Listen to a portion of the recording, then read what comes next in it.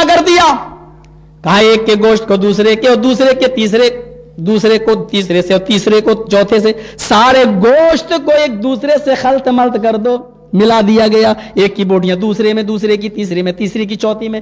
جب چاروں طرف سے بوٹیوں کو ملا دیا گیا, چاروں طرف سے بوٹیوں کو ایک ملا دیا گیا اور خلط ملط کر دیا گیا, ثم ادعوہن جزءا کل جزءا, جاؤ پہاڑ کے اوپر رکھ کے آؤ, اور ہر ایک جز کو الگ الگ, ثم ادعوہن, پھر بلاؤ, رکھ دو الگ الگ پہاڑ پر, 2 بوٹی ادھر, 3 بوٹی ادھر, 5 بوٹی ادھر, 2-4 پیس ادھر, الگ الگ جانوروں کی بوٹیاں ہیں, الگ الگ جانوروں کے پیس ہیں, الگ الگ پہاڑ کے اوپر رکھ دو. ابراہیم علیہ السلام نے الگ الگ پہاڑ کے اوپر ان بوٹیوں کو, ان ٹکڑوں کو رکھ دیا. پھر ان کو بلایا, ادھر آ, اپنے مکان کی چھت پہ چڑھ گئے اور آواز دی, ادھر آ, ادھر کی بوٹی ادھر, ادھر کی بوٹی ادھر, جو جس جانور کی بوٹیاں تھی وہ اکٹھا ہوئی, اور اللہ نے ابراہیم کی آنکھوں کے سامنے ان جانوروں کو, ان پرندوں کو زندہ کر دیا, اور وہ اڑتے ہوئے سارے کے سارے ابراہیم علیہ السلام کے پاس آ گئے. فرمایا ابراہیم اس طریقے سے ہم قیامت کے دن مردوں کو زندہ کریں گے. بڑی بات نہیں ہے, اللہ کے لیے مشکل نہیں ہے کہ وہ انسان کو مرنے کے بعد دوبارہ زندہ کرے. موت آئی, موت آنے کے بعد انسان دوبارہ زندہ ہو گیا. موت آنا ہے, اینما تکونوا یدرککم الموت ولو کنتم فی بروج مشیدہ. وہ لوگوں بڑے بڑے بلوں میں, سوراخوں میں, پہاڑوں میں, اور کہیں بھی چلے جاؤ, موت تمہیں ادھر بھی آ پکڑے گی. یدرککم الموت, موت تمہیں ادھر بھی آ پکڑے گی. اینما تکونوا, کہیں بھی چلے جاؤ. بلڈ پروف گاڑیاں بنائی گئیں, ہم جس کے چاہنے والے ہیں اس گاڑی میں کوئی بھی گولیاں نقصان نہ کریں. ساری چیزوں کو تم نے انتظام کر لیے, ساری چیزیں بنا دی گئی. اس کو پہنو گے تو گولی سینے پہ اثر نہیں کرے گی, اس کو لگاؤ گے گولی ہیلمٹ میں لگے گی, اثر نہ کرے گی. ساری چیزیں بنا لی, اور جن کو تم سب سے زیادہ چاہتے ہو سیاسی طور پر ان کی حفاظت کے تم نے سارے انتظام کر دیے. لیکن سچ بتاؤ, جب موت کا وقت لکھا ہے تو وہ موت اپنے وقت پر آئی یا نہیں آئی؟ ذوالفقار علی بھٹو کی موت کو تم نے دیکھا, تم نے سنا, ہاں اس کی صاحبزادی کی موت کو بھی تم نے سنا. میرے بھائیو ضیاء الحق کو بھی تم نے سنا. انڈیا میں ہم نے اندرا گاندھی کی موت دیکھی ہے, ہم نے راجیو گاندھی کی موت دیکھی ہے. سعودیہ کی سرزمین پر شاہ فیصل کو اس کے بھتیجے نے امریکہ کے اشارے پر قتل کر دیا. میرے بھائیو یہ ساری موتیں ہم لوگوں نے اپنی نگاہوں سے دیکھی ہے. ہاں کچھ نہیں تو جناب محمد رسول اللہ پر ایک نظر ڈال لو کہ آپ پانی کے برتن میں آخری مرض میں مبتلا ہیں, اور آخری وقت میں پانی کے برتن میں اپنے ہاتھ کو ڈبو رہے ہیں, اور اس کے چھینٹے اپنے جسم پر مل رہے ہیں, اور پانی سے اپنے جسم کو بھگو رہے ہیں, اور پانی کے چھینٹے مار رہے ہیں, اور کہہ رہے ہیں ان للموت سکرات, موت کے لیے بڑی دقتیں ہیں, موت کے لیے بڑی پریشانیاں ہیں. عائشہ کہتی ہیں اللہ کے نبی صلی اللہ علیہ وسلم کو انتقال کے وقت اتنی تکلیف ہوئی کہ آج تک دنیا نے کوئی ایسا عورت نے بیٹا پیدا نہیں کیا جو اتنی تکلیف جس کو پہنچی ہو جتنی جناب محمد رسول اللہ کو.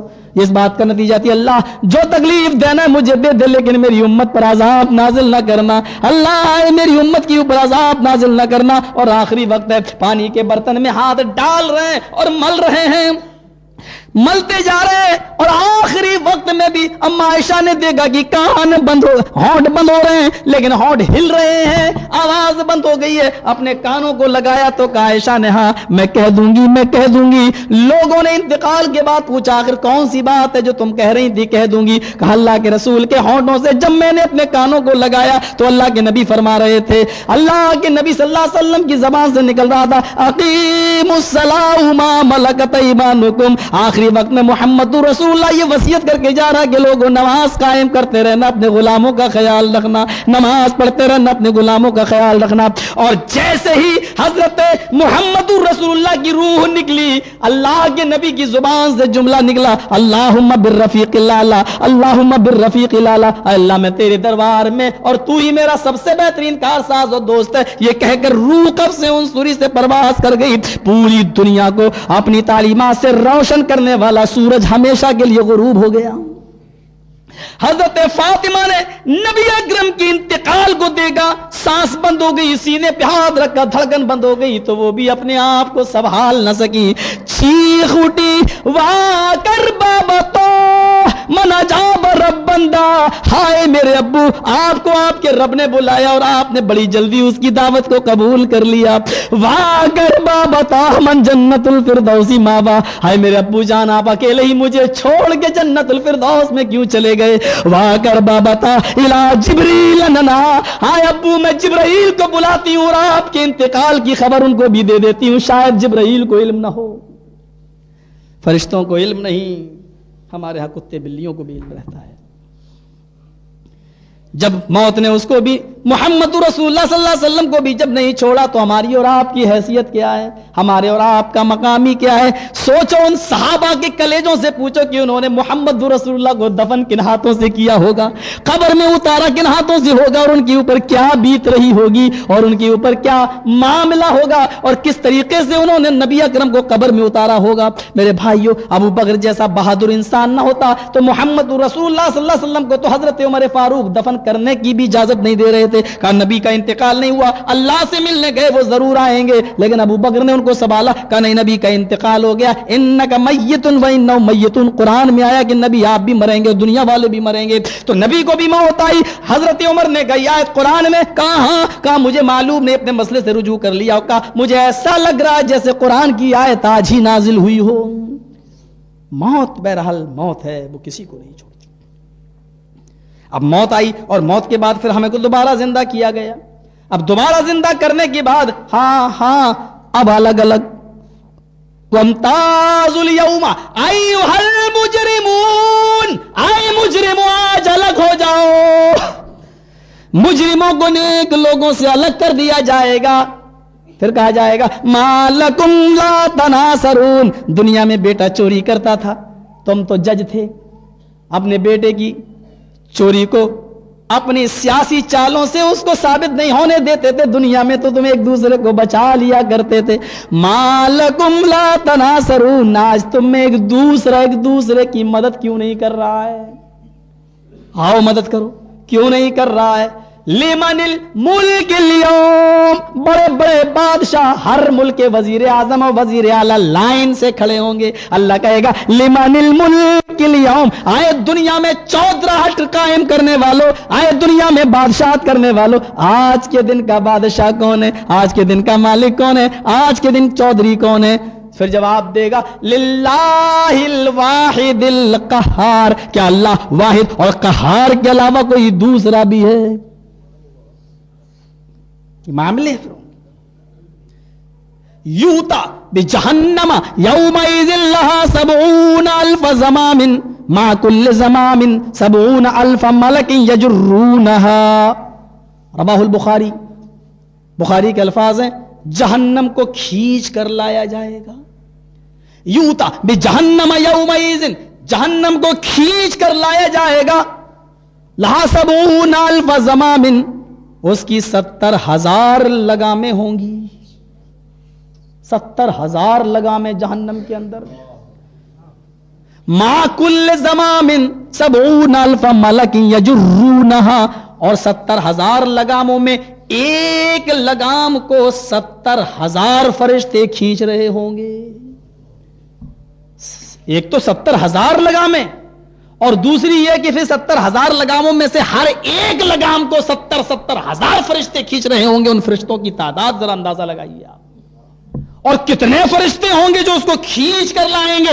اور چیخے گی انا وکلت بثلاث، میں 3 لوگوں پر مسلط کر دی گئی ہوں، میں 3 لوگوں پر مسلط کر دی گئی ہوں. پہلا جس نے کھلے عام شرک کیا، جانتے بوجھتے ڈالو اس کو، مشرک کو ڈال دیا جائے گا. دوسرا ماں باپ کو ستانے والوں کو ڈالو، ماں باپ کے نافرمانوں کو کھینچ دیا جائے گا. پھر تیسرا تصویر بنانے والے، فوٹو بنوانے والے، کھنچوانے والے، تصویر بنانے والوں کو بھی ڈالو.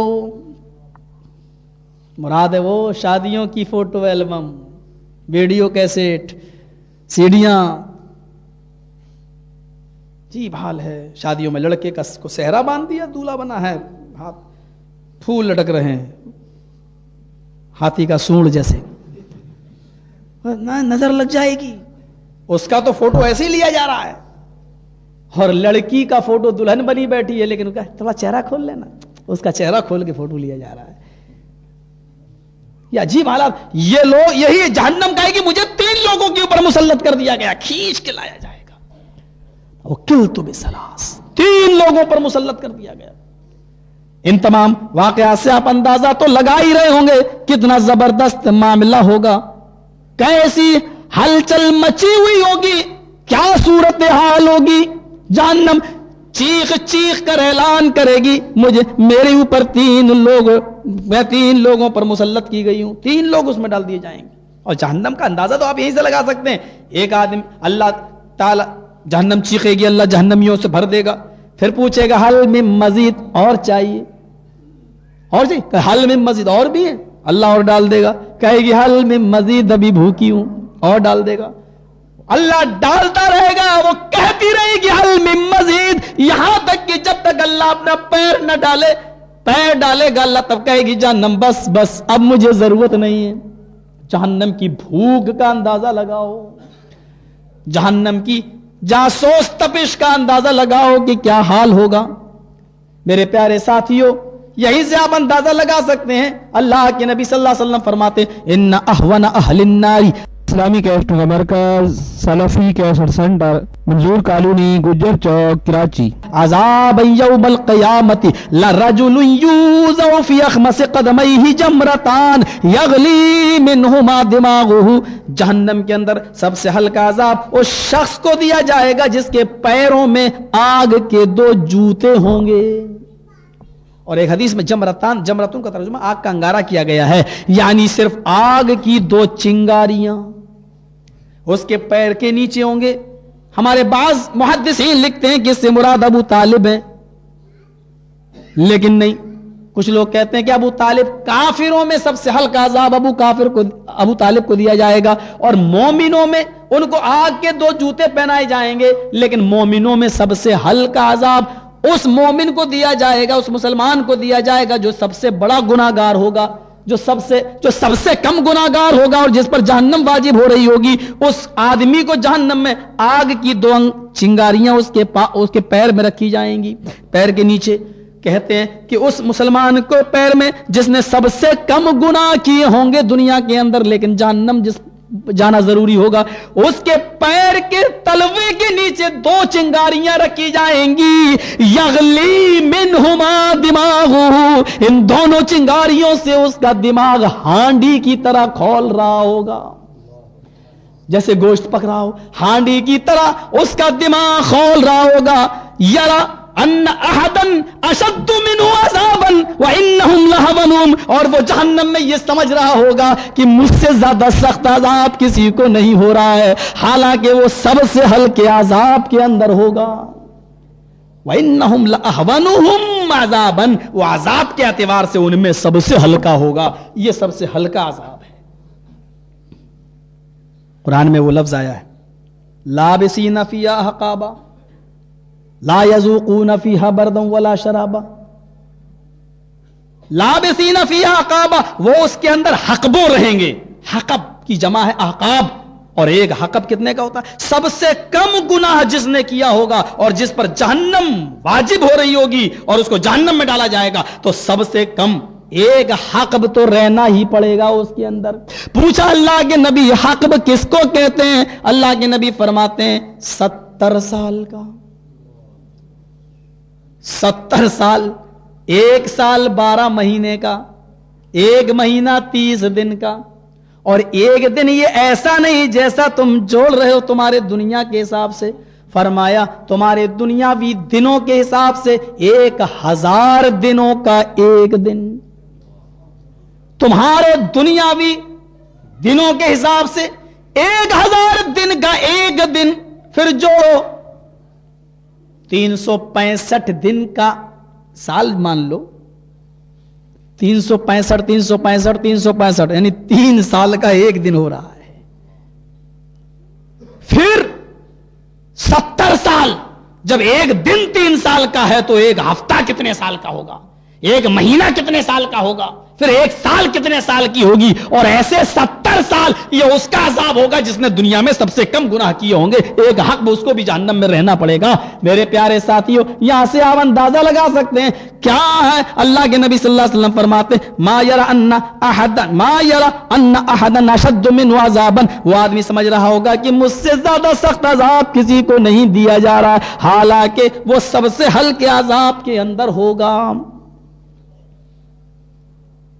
مسلم کی ایک اور حدیث ہے، تدنی الشمس یوم القیامت کمقدار میل، تدنی الشمس یوم القیامت من الخلق حتی تکون منہم کمقدار میل، سورج کھینچ کر لایا جائے گا، سورج واپس آئے گا، سورج کتنا من الخلق مخلوق سے اتنا قریب ہو جائے گا، اتنا قریب، حتی تکون منہم کمقدار میل، یہاں تک کہ سورج اور تمہارے درمیان صرف 1 میل کا فاصلہ ہوگا۔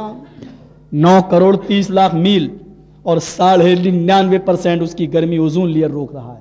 صرف زمین پر 0.5% گرمی پڑتی ہے، اور مئی جون میں ہماری اس گرمی کا عالم کیا ہوتا ہے آپ اچھا، صرف 0.5% گرمی زمین پر آتی ہے۔ جو لوگ سائنس پڑھتے ہوں گے ان کو معلوم ہوگا میرے بھائیوں، 99.5% سورج کی گرمی کو اوزون لیئر روک لیتا ہے۔ اوزون لیئر ہماری زمین سے 35 سے 40 کلومیٹر کی دوری پر ہے اور اس میں سوراخ ہو چکے ہیں۔ یہ اوزون لیئر سورج کی گرمی کو روک رہا ہے، اور 99.5% گرمی وہی رک جاتی ہے، 0.5% گرمی زمین پر آتی ہے سورج کی۔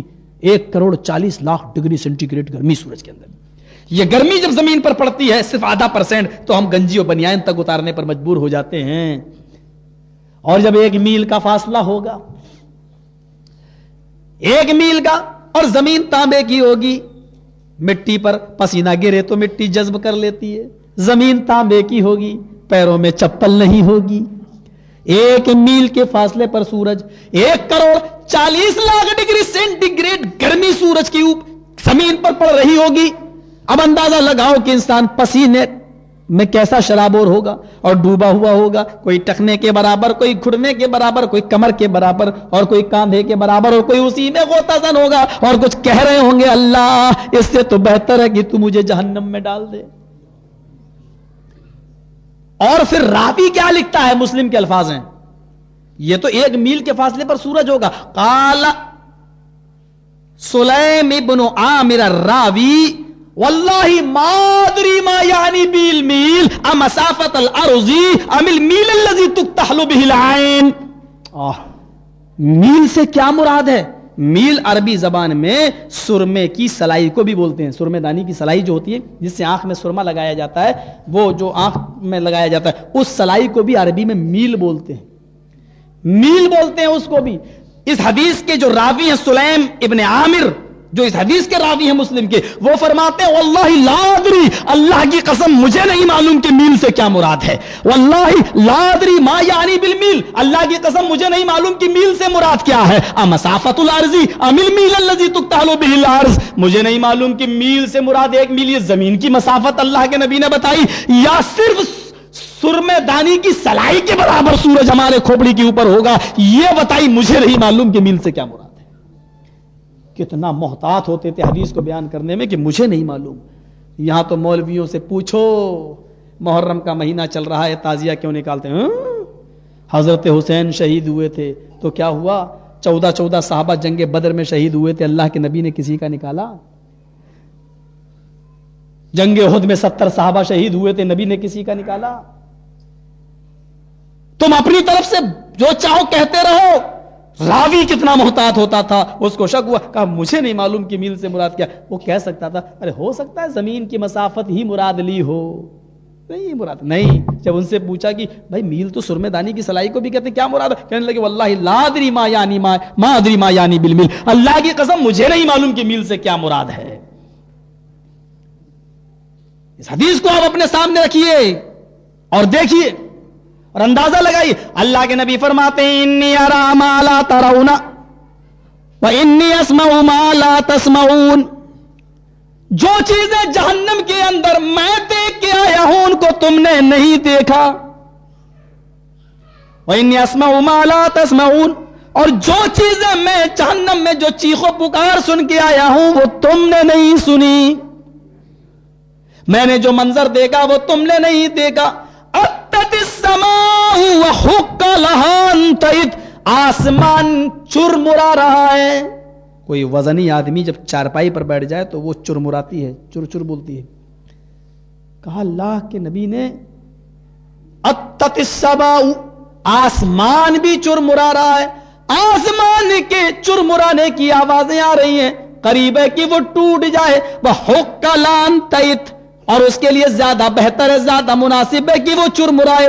یعنی اتنے فرشتے آسمان کے اوپر ہیں کہ آسمان بھی فرشتوں کا بوجھ برداشت نہیں کر پا رہا ہے اور وہ چرمرا رہا ہے. پھر فرماتے ہیں کہ واللہ، اللہ کے نبی کہتے ہیں اللہ کی قسم، کیا فرماتے ہیں کہ آسمان کے اوپر کوئی بھی فرشتہ ایسا نہیں ہے، ایسا فرشتہ نہیں ہے. اتت السماء وحق لها ان تئت ما فيها موضع 4 اصابع، آسمان کے اوپر 4 انگلی کے برابر بھی کوئی جگہ، 4 انگلی کے برابر، یہ 4 انگلی ہے نا، اتنی جگہ، اتنی جگہ. ما فيها موضع، موضع مانی جگہ، 4 مانی 4، اصابع اسبعون کی جمع، اسبعون مانی انگلی. ما فيها موضع 4 اصابع، آسمان کے اوپر 4 انگلی کے برابر بھی ایسی جگہ خالی نہیں ہے ساجدا للہ تعالی جہاں اللہ کا کوئی فرشتہ سجدے میں نہ گر گیا ہو. یعنی وہ جگہ میں بھی ایسی یہ نہیں ہے جو خالی ہو جہاں فرشتے کا سر نہ ہو، سجدے میں گرا ہوا ہے فرشتہ. اللہ ہماری عبادت کا محتاج نہیں ہے، فرشتے کم نہیں تھے عبادت کے لیے. ما فيها موضع 4 اصابع الا وملك واضع جبهته ساجدا لله تعالی. آسمان کے اوپر 4 انگلی کے برابر بھی ایسی جگہ خالی نہیں ہے جہاں فرشتہ اپنا سر نہ رکھے ہوئے ہو اور اللہ کو سجدہ نہ کر رہا ہو. لو تعلمون ما علموا لزهدتم قليلا ولبقيتم كثيرا. اے میرے ساتھیو، جو میں جانتا ہوں وہ تم نہیں جانتے. اگر میں تمہیں وہ بتا دوں جو میں جانتا ہوں، جو میں جہنم میں دیکھ کے آ رہا ہوں، اگر وہ میں تمہیں بتا دوں لَزَحِقْتُمْ قَلِيلًا وَلَبَقَيْتُمْ كَثِيرًا، تو تم دنیا میں ہنسنا چھوڑ دو گے اور روتے روتے اپنی زندگی ختم کر لو گے. لَزَحِقْتُمْ قَلِيلًا، ہنسو گے کم، وَلَبَقَيْتُمْ كَثِيرًا، اور رو گے زیادہ. ہنسنا چھوڑ دو گے اور روتے روتے تم اپنی زندگی ختم کر لو گے. اس کے بعد میں فرمایا وما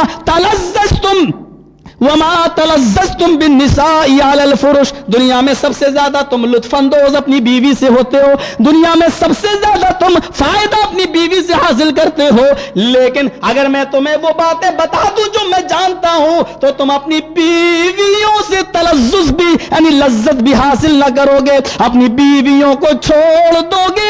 تجرون ولخرجتم الى السودات، اور بیابان جنگلوں میں چلے جاؤ گے. تجرون اللہ، اور وہی اللہ کی پناہ مانگو گے. وَلَخَرَجْتُمْ إِلَى السَّوْدَاتِ، بیابان جنگلوں میں چلے جاؤ گے، تم اپنی بیویوں کو چھوڑ بیٹھو گے. تم دنیا میں سب سے زیادہ اگر کوئی آدمی کسی سے لذت حاصل کرتا ہے تو وہ اس کی بیوی ہے، تم اپنی بیویوں کو بھی چھوڑ بیٹھو گے. یہ جہنم کا ایک ہلکا سا نقشہ اور فکر آخرت کے تعلق سے چند باتیں. میں جانتا ہوں کہ آپ مطمئن بیٹھے ہوئے ہیں اور سننا چاہ رہے ہیں، لیکن ابھی میں مغرب کے بعد ایک پروگرام کر کے آیا ہوں، ادھر بھی 1 گھنٹے کا.